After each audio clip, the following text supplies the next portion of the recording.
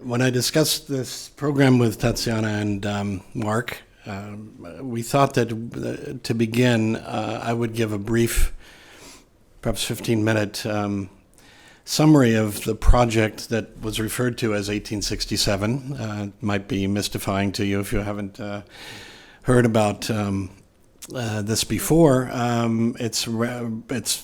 It's broadly encompassing in many ways, and I'll hopefully give you more details on that. But it's first of all, I have to say that it's almost inconceivable to me to present this work without my longtime collaborator and dear friend François. And it's somewhat inconceivable too that the project itself goes back 21 years. I'll give you some of that background as I go through my slides, and then Clement will bring you up to date on work that really began and came really to a stop with François' death on visualizing the 1867 exposition. But it's really extraordinary work that we hope will continue, and we're discussing that in a variety of ways. But first of all, let me go back to what Tatiana mentioned in her introduction. Actually relates to a book that I published in 2009 on the photographer Theodore Lilienthal, which will circle back to the exposition of 1867 and where this all began, this project. You see on the screen one of the views of made by Theodore Lilienthal of not Paris, but New Orleans. It was remarked at the time how much his images of New Orleans looked like Paris, or made New Orleans look as stately as Paris, when much of the South at this time in 1867 was in ruin. Views of Norfolk and Charleston. And yet New Orleans was untouched by the Civil War, at least physically. It was devastated economically, and that was a motivation for the work to follow that I'll explain shortly. The context for this work, the photograph on I guess it's on your right, the work of Theodore Lilienthal. This photographer is a portrait of him and a view of his studio in 1866. A photographer who was very active as a view photographer in the 19th century practice. This was taking city views. You can see his wagon on a view of his portable darkroom, which became very high technology at the time. He could go out into the city and take photographs and prepare the plates on site using cameras such as this, the technology that we'll talk about in a moment, the stereo view camera, which is with its dual lens to produce stereographs. And the commission that is the broad context for this 1867 project is a series of photographs that Theodore Lilienthal, this I didn't mention, German-born photographer living in New Orleans, was commissioned to produce for the city of New Orleans to present to the Emperor Napoleon III at the Paris Exposition and to exhibit the photographs at the Paris Exposition of 67. Now, it would be perhaps another hour to discuss the motivations of America in participating in the exposition of 1867, but remember, as I said a moment ago, this being shortly after the Civil War, the primary motive was to re-engage European trade and commerce and immigration to America after the devastation of the Civil War, particularly for New Orleans, which had a very absolutely depended on trade with particularly France, especially its cotton markets that had been completely disrupted during the Civil War. So to help reinvigorate trade, the city of New Orleans felt photography, and this was a big step, actually, the first one that we can document for an American municipality in this way in the 19th century, to use photography as a promotional tool, essentially as a marketing tool to re-engage European markets, particularly with France. And being a former French colony, New Orleans had actually looked to the emperor to save New Orleans from Union occupation. He failed to come through on that, but they are now in 1867 looking for economic and particularly immigrants, white European immigrants, frankly, to replace the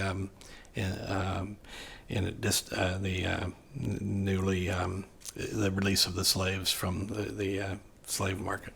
So this photographic series, produced in 126 large plate images for exhibition size images, were typical city views like these. They were exhibited in, we'll see more of this in a moment from Clement's presentation, exhibited at first in a very, very small pavilion, a kind of what was called an immigrant cottage made of cypress that was designed to be, it was a prefab, essentially to demonstrate that one could arrive in New Orleans and build a home within minutes practically, and then work the fields. And basically the opportunities were there. This is a view of the exposition grounds. We'll see more of this in a moment, but the cottage you can just see in the center of, this is the American grounds in the exposition. Lilienthal produced these plates, at the same time producing stereo views. For each view that he created in large plate form, he produced a stereo view. This was a more general trade, a kind of almost like a postcard in that kind of market, souvenir trade that he would have sold in his shop, while the large plates went off to Paris. More views. I just want to give you a sampling of some of the views, 126 of them, as I said, that were sent to Paris. Interesting in a case such as this. This, by the way, is the now famous 9th Ward of the city, which was all marshland at this time, and should have remained marshland so that it would not have flooded in 2005. But it's interesting to me that this would have been included in the portfolio. It doesn't quite demonstrate a vibrant commercial city, but rather one perhaps that can be drained and settled. It's a kind of manifest destiny. It also shows the topography of the city, another purpose for this kind of portfolio of views. A few more. I'm not going to show you all of them, but now I want to flip to the other PowerPoint. Excuse me just a moment. Now we're back to the 1867 exposition. Just a word about this, a kind of anecdote about this view that you see on the screen, which I believe is from Harper's Weekly. It's part of a collection that François began when we started talking about this project, and it would be in the mid-2000s. When I was working on this as an exhibition in about 1999, 2000, I asked François to come to Tulane University, where I was teaching at the time, to give a talk on the Lilienthal work you just saw in a broader context of Western expansion and some of the work that he was working on at the time, especially Carlton Watkins. And that's when we began talking about this as a project in a broader sense of the American participation in the 1867 exhibition in Paris. And this moment, this very interesting moment of transition after the Civil War and into an international stage, just presenting the kind of crushed republic, as Whitman called it, in 1867 to a worldwide audience, and how this would be presented iconographically, how it would be presented visually to a broad audience. And that's when the work began for a larger American participation in 1867 exposition project of an exhibition and a publication. But as an anecdote, about that time, François began to collect artifacts on the exposition. He became a really avid eBay trawler, especially, I would say, in the last, certainly in the last 5 or 8 years.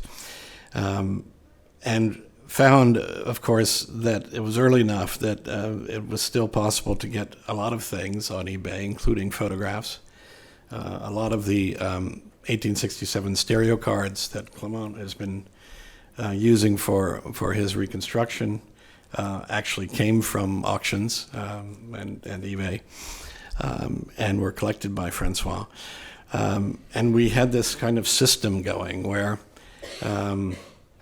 he would find something on either eBay France or eBay US, and if it was in the US, he would have it shipped to me, and then I would carry it to Paris in my luggage every time I came here. So we had this, we were sort of trafficking in this these artifacts for 1867. Now, in a way, there's no ethical issue because we were repatriating the articles back to Paris, so we're not removing them. But if you ever see tourists in CDG with extra heavy bags and wonder what they're doing, maybe they're trafficking in 1867 artifacts. But I used to carry them back here, and it's quite an extensive library now of this material that's not only been informed our research and the students' work in this project, but will remain as a resource.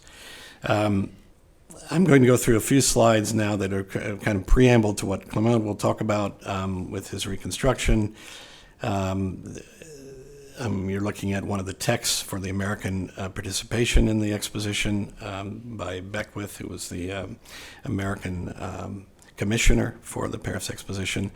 Some rather extraordinary documents that François found in the National Archives, and one of his students, our students working on the project. There were many interns working with us. Some of you are here today.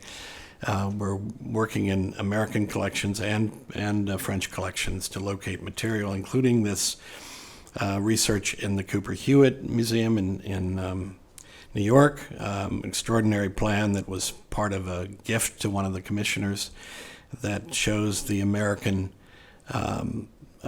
displays in the exposition marked in red. A very small part of the overall exposition. As you can see, America was not allocated as much space as many other countries. You can also see in this plan very clearly the concentric galleries of the main exposition hall, this quite famous iron and glass structure by Sebastian Krantz and the young Gustav Eiffel, with its concentric rings of expositions slicing through subject areas, and the national exhibitions being, as marked here in red, cutting through the concentric rings of subject areas such as technology, agriculture, textiles, or other subjects.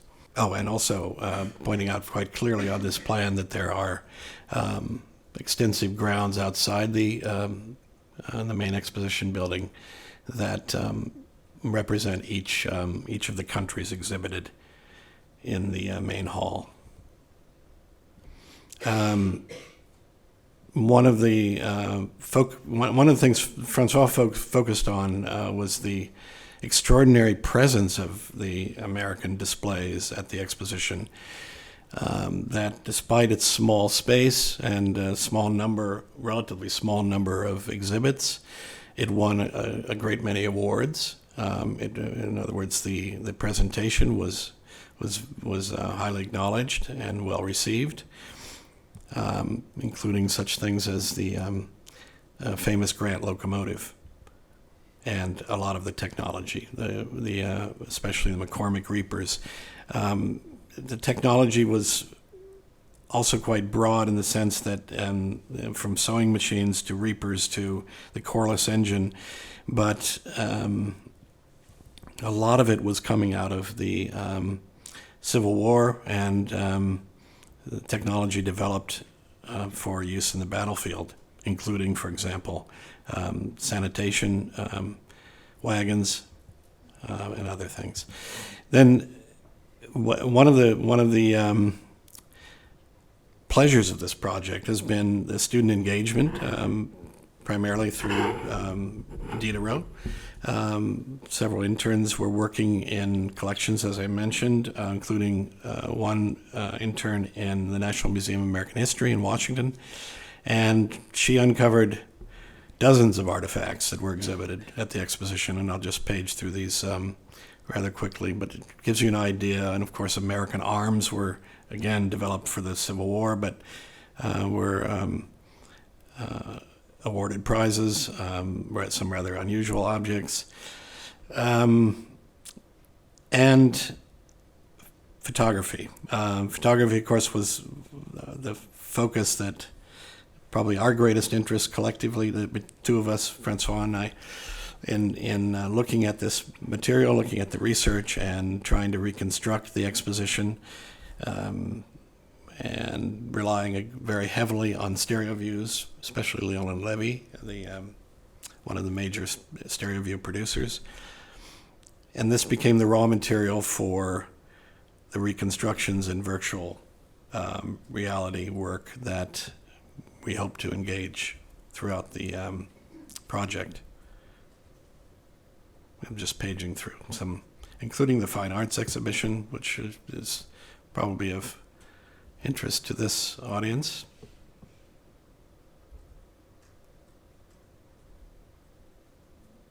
And then I will conclude with the park, which is the grounds outside the main exhibition hall.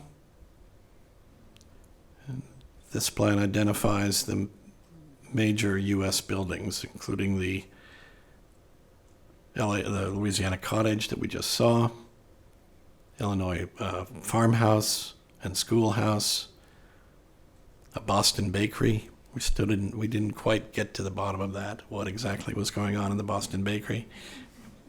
There was a lot of emphasis, as you might expect in any fair, on food and ethnic food. So serving what was typically American food was part of the program for the United States at the exposition. We know that in one of the buildings, grits and corn on the cob was served, but we were looking into menus that we could find in archive collections. More views of the park.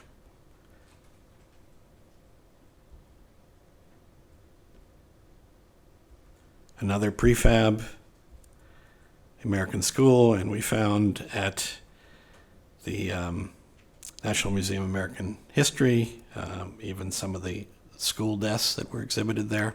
A lot of this material, a lot of the exhibited artifacts came back to the United States. Some did not, but the U.S. created a kind of traveling show to inform Americans, most of whom have not seen these articles unless they went to Paris, a kind of traveling show of the prize winners at Paris. And that was circulating for a number of years. Again, the Louisiana Portable House and the American Biscuit Factory. So I don't want to go through all these because we're going to see some of them in Clement's presentation, but maybe this is a good place to turn it over to you. Yeah. Thank you, Gary. So I would like to present to you part of the project that François had in mind, which was to cartography all the iconographic material that we had, or some of it at least, from the 1867 Paris World Fair. just to come back on how this project started with Polymage at Paris 7. It actually all started with a presentation made by Tyler Arnold, where François was the moderator, and it was presenting Photogramma, which was, if maybe you know it, a cartography of all the pictures from the 1940s in the States, and for each state you had like all the pictures taken in these states. And when François saw that, he was very pleased, and he thought maybe we could do something with the 1867 Paris exhibition. And then he came back at the Polymage with this plan that we've been digitizing, and it started with that. Just to come back to that, how it started.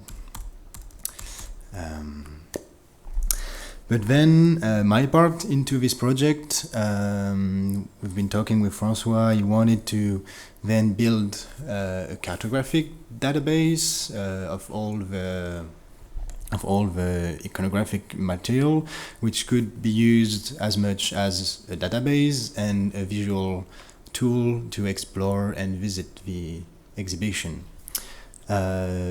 There was also a second dimension, which was using photogrammetric software to reproduce 3D images out of stereo views. But this was let aside because we only had 2 months to work on this, so we focused on mainly the cartographic work. And as I said, it was also to explore a new graphical way of displaying all the archives and trying to offer a virtual visit to people. So what I offer you is I'm gonna go quickly through the different steps that led to the creation of this interactive database and map, and then I will present to you this map. So of course the first step was to collect and archive all the available resources. So François and Gary had a lot, and the students also did a lot, and we also been in contact with the National Archives that have been digitizing all the plans and the maps and the photographies, and you can actually all find them online if you want. So one of the requirements we wanted, because it was to display online on a big screen, that was what really interested François also, was to have a very high definition digitization, because then a small part of a picture of our plan, you could display it in a very large screen and be absorbed into it. Then with all this material, we worked closely with an archivist to organize all this data, and we had help from the Humanum, TGIR, très grande infrastructure de recherche, I don't know in English, that helped us with all the storage, online storage and the server. So what did we add as iconographic resources? Of course, we had plans and maps, such as this one. We had stereo views and just mono photographs.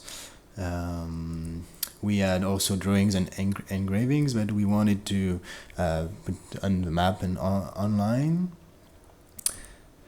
And then second step was kind of like processing these all this archive to make them look better on screen. A lot of them were quite pale and washed out with the years, so that's why I say restoration. But I know that in the historian side, it's more like image processing of these elements.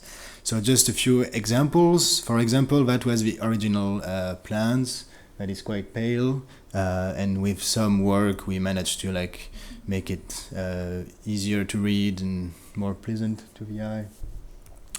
Same with photographs, the steps, because that's the original one, and then you get like one processed. But one step that is not shown here is that if you touch at the whole picture, then also the side and the original cardboard got pretty, it's not very pleasant to look at. So then we've been like cutting all the original edges and adding them to the processed pictures, so then it looks better to the eye. Then the first step, of course, was to then locate and map all the pictures and the material and the actual plans. And how did we do this? Well, first I immersed myself a lot into those plans and pictures, spending hours to really understand where it all took place. And for this, I mainly used GIS and QGIS software. So, for example, this picture, I had no idea where it was before I really explored and find out that, so this is 3 different plans, and you see that on 2 of them, here there is just like statues, and then on 1 of them there is actually written here, statue d'Ambriorix, which was written on the picture, and if I didn't add these 3 plans, I had no idea where this picture was. So it's really a matter of exploring and zooming in the plans, and that was also helped with the high definition digitization and interactive side. Then how to orientate yourself, like Gary said, to reconstruct a room or to get like a different point of view of a picture. So an example here inside was these 2 pictures. We don't really know at which angle they're taken, but there is one element that helps us, which is this little glass jar, which we find all the way back here also. So then you can understand what is the viewing angle of each photographs.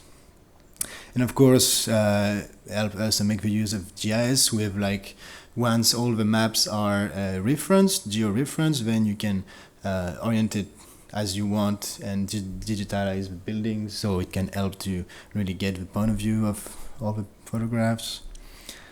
Because it was also something I forget to mention.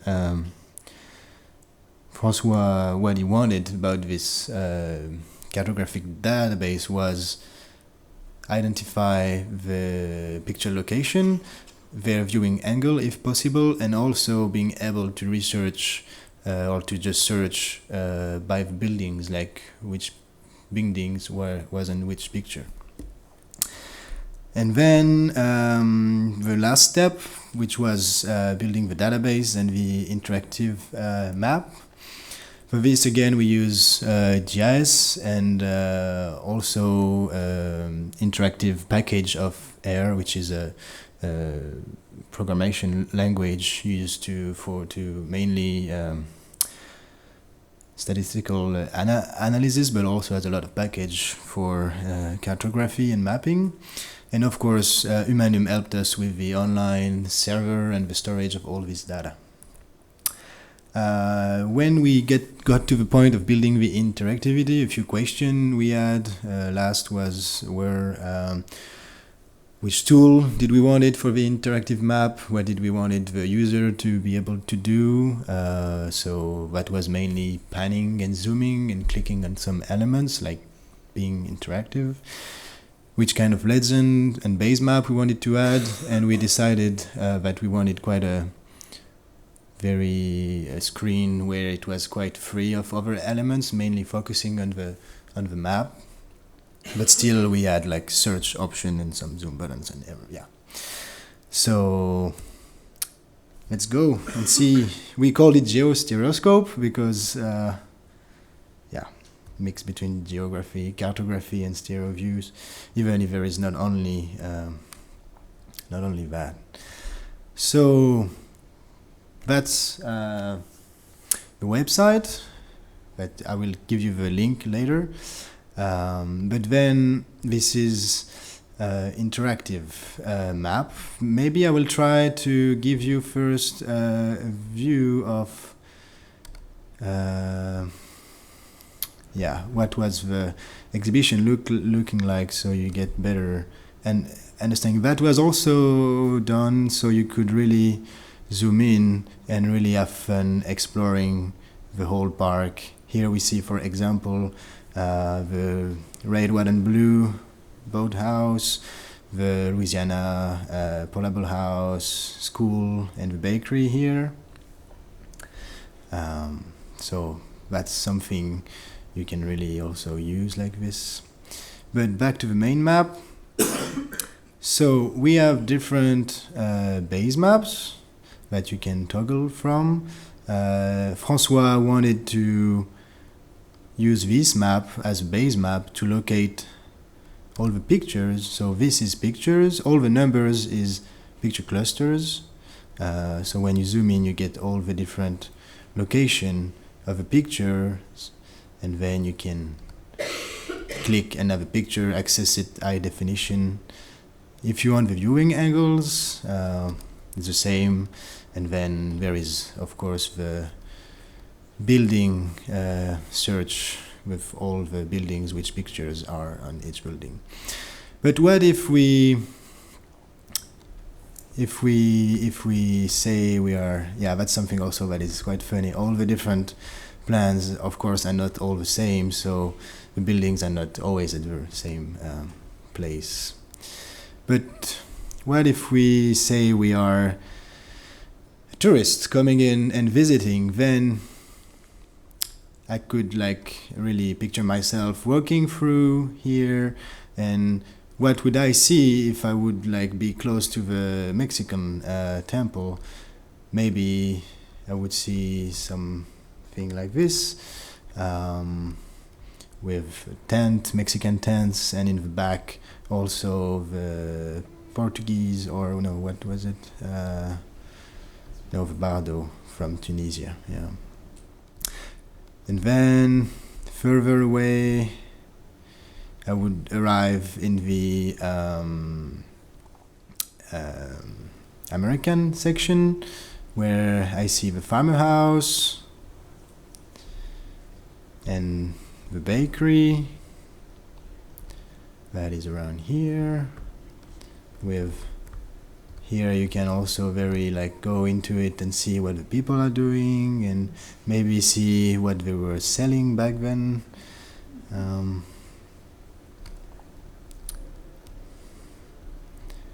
Coming again into maybe seeing the different Egyptian buildings. That was a big part. That was also inside. Well, the American side was mixed with the Egyptian part. What am I looking for? Yeah. There is a lot of views from the roofs, from the ground, so a lot to explore. And then, of course, in the United States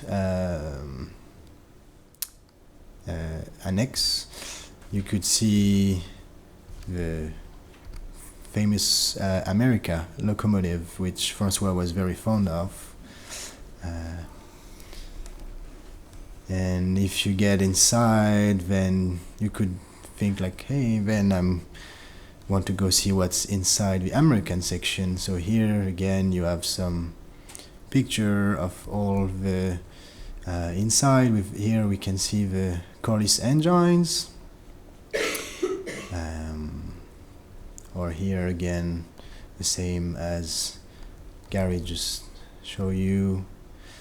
And here it's quite fun to zoom into the higher definition. Here you see there is someone here, so you really get the size of the engine that were back then. It's pretty big. Oops. Yeah, and again, when you're inside, you can add the viewing angle to think and watch which direction it was taken. Yeah. Now I will just finish when you got out from the different slice of different countries, you ended up into this inner garden, which was Jardin à la Française, and in the middle you have like the devise, money and monnaie devise pavilion, where America and United States of America was also displaying money and measurements.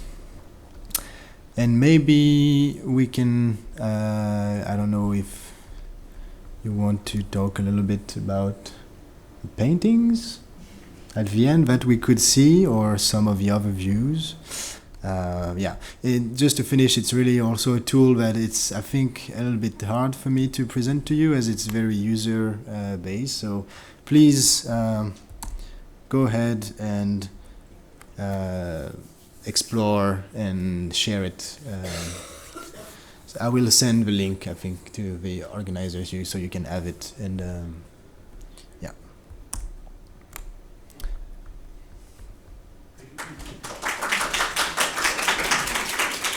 Thank you. Yeah, so I think, as art historians, we did ask to kind of end with the Beaux-Arts gallery that shows the selection of American paintings on view. And just a kind of quick note for me personally, it was really fascinating. I think it's such a fascinating program. It's such a fascinating interface. It's really, I do encourage you to all go and play with it, because there's just, you can spend hours just looking at different angles, different layers, and all of that. But for me, so there are two quotes that I found. There was quite a bit of disappointment in the reception of the American art display at the exposition there. Only pictures by Church and Bierstadt were kind of celebrated, and the rest were dismissed by the European public, but also there was a lot of conversation in the United States about the reasons for the failure. And there were two quotes. One was from Paul Mans, who was writing for the Gazette des Beaux-Arts, who said that basically he blamed that poor reception for the location and the kind of the neighboring display. So he said the United States has to content herself with a few places left over in the English gallery, a corridor without light or gaiety through which the public passes, but in which no one stops. And I think to kind of envision that through plans and the photographic evidence, I think it's quite striking to see, to put this kind of response from the period with the image. And then there was another quite nice quote from the Harper's New Monthly Magazine. The American section is a failure, and it was blamed on the installation. The dead pink walls of the American section would seem to have been committed for decoration to an intensely economical committee of quackers, and closely contrasted with the magnificence of several Oriental departments adjacent. And you can kind of see in the plans that there was Tunis and Brazil next to it. And again, so it's another way to contextualize and visualize that historic moment. Anyway, that's just my little point of attachment. But are there any questions, comments? Thank you very much, both of you, for this extraordinary showing of everything that's been done over the years. I remember talking, Gary, with you and François about this project, and being very impressed with these ideas, and to see what's actually happened is extraordinary, and you've done it really fast. I just had two thoughts. This way of being able to visit and go around the terrain, and then to see these pop-ups so that you get all these all this information. Is there also the possibility, and I know it's a big step beyond, but I think it was being mooted at the time, to have like a 3D virtual visit because I recently went to the plan of Rome. It's 4th century Rome in University of Caen, and in fact the Latinists began work. Obviously, they had no photographic evidence, but what they did was they got the Latinists to translate text and work out where this or that shop was or where things happened, and then they've actually made this plan where you walk into it and go through. So there was that thought, which, I mean, it's so exciting already, all of this, but the idea of being able to walk through this exhibit would just be out of this world. And secondly would be, I was thinking of the Sloterdijk's book on in the world interiors. It's like on the notion of interiority in capitalism, and this in terms of sort of post-Marxist thought is an unbelievable space, because you're plunging everyone into this interior world, which apparently Dostoevsky, I'm not sure which exhibition he went to, but it was in the 1860s, said it was worse than the Siberian House of the Dead. He said it was the most, it was, you felt that you were, everyone was contained within this perfection, and that everything like poverty and wars had been kept outside. So just a little Sloterdijk moment of interiority there. Thanks, Sarah, for that comment. And we've discussed some of these ideas before. Certainly, VR is the next step, and this was our intention to collaborate with the MIT Media Lab, the Game Lab, to develop this. In a museum context, that can be difficult, though. We've at MIT, we've done now 3 exhibitions that have had VR components. Each one has been quite different, one better than the next, I would say, and it's continuing to get better. It's still a kind of awkward presentation format for the public, because obviously you can have only a limited number of people engaged with it, where you might have hundreds of people in an exhibition. Only a fraction of them can be engaged at any one moment in the VR experience. But we're considering that. And when we had the National Museum of American History as a partner, this was in discussion. They were not so keen on that component of it at the time. I'm sure within a few years later this would perhaps have changed. But yes, obviously that's the next step, and we've been talking about that as we have to do this other work regardless, and Clément's work can be, as you see, this is just a fraction of what can be done with the photographic documentation. We've just barely scratched the surface on this. There's so much. Fortunately, the photographic work done in the 1867 exposition is very rich, very deep. So much was photographed, and really for the first time, this was the first exhibition had such an extensive photographic record made, and so the material's there to use. We just need to do it.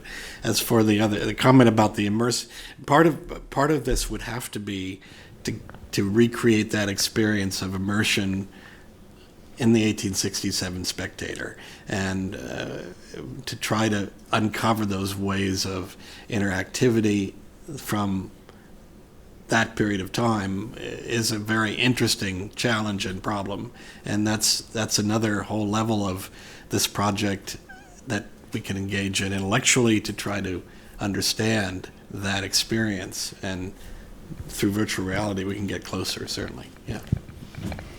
Yeah, just to quickly come back, sorry. Technically. Yeah, that was, thank you. But this work was very much like an exploratory work. It was only 2 months of work, and François really wanted first, before doing this 3D thing, to have like a database that would be easy to go and look at all the different pictures for the buildings. So then when we have all the picture for a building, maybe we can start doing 3D modeling out of those pictures. So that was kind of the first step, and then it was very short time we decided to let the 3D part aside and really concentrate fully on that database that could be used by then any researcher, anyone that wants to go and keep on going on about this project. Yeah. There's also a challenge in this work, not just of the photographic documentation, but the research on the structures and exhibitions. This is a close to 10 million square foot exhibition hall, besides what is out in the grounds and the annex buildings. I mean, it's enormous, and we're just beginning to understand what was there. So, the reports are fragmentary, even though the inventory list exists, but the award lists and so on. But it's just a lot of research that's necessary. I had a comment. I'm not sure that it's a question, but maybe it's a question that when you showed the photographs of outdoors, or of the bakery or the houses, you always you move from the national to the international very quickly, because you're seeing the Boston bakery, so that's even local. But then right behind it is the Tunisian something, and so you're always in this vertiginous space around the world, and but when you're looking at art, when we look at the art, you only see American art, so suddenly you're closed in again, and I wondered if that opening and closing happens with all the displays, depending on the photographs, and how you can use that to show the visitor's experience moving from national to international. Yeah, that's a good point, Mark. But there was a distinct characteristic of the American contribution at the fair, that it was primarily organized on a local level. It wasn't. Yes, there was a United States commissioner who was in charge of getting all the exhibits to Paris and organizing their installation and so forth. But everything was organized at a very local level, and in fact much of it was commercial, because the greatest presence for America was in the technology and commercial sectors, not the art exhibitions. And that there's one very important dimension to that in this work that both François and I felt very strongly about, was that it made photography such an important contribution for the first time, that because so much of what was contributed was documented photographically, not in the sense of art photography, and there was Carlton Watkins landscapes and so on, but a great deal of what was actually exhibited was photographs of objects, such as minerals and so on, in addition to actual objects. So the photographic documentation was working on several levels, but it's good point that you made about the art contribution was quite limited in scope, was, as we heard earlier, in a poorly designed and illuminated area of the exposition, made a very bad impression generally, especially in European critics. So it was, and in many ways, I think this is one reason this fair has been so overlooked by art historians, because it was one of the least interesting of the international expositions of art at the time. But Well, thank you. yeah. Well, thank you very much. It was really fascinating, and I really discovered that project. So I wonder if you made any publication about it, or if you plan to do so, because it would be extremely interesting for the art historians, as we are very interested by history of displays and all these issues of geography and art currently. So I would also suggest maybe you try to send an article to 19th century art worldwide, for instance. They would be certainly very interested by the topic. And that was more a comment, and I have a question then. Now, do you plan to continue? Do you have an exhibition project or whatsoever? Or would you like to include other types of sources, such as textual sources, to make it really multimedia? Sure. It's a great project. Thank you. Well, yes, we don't want this work to stop. I don't personally, and I think many people involved in this project certainly want to continue.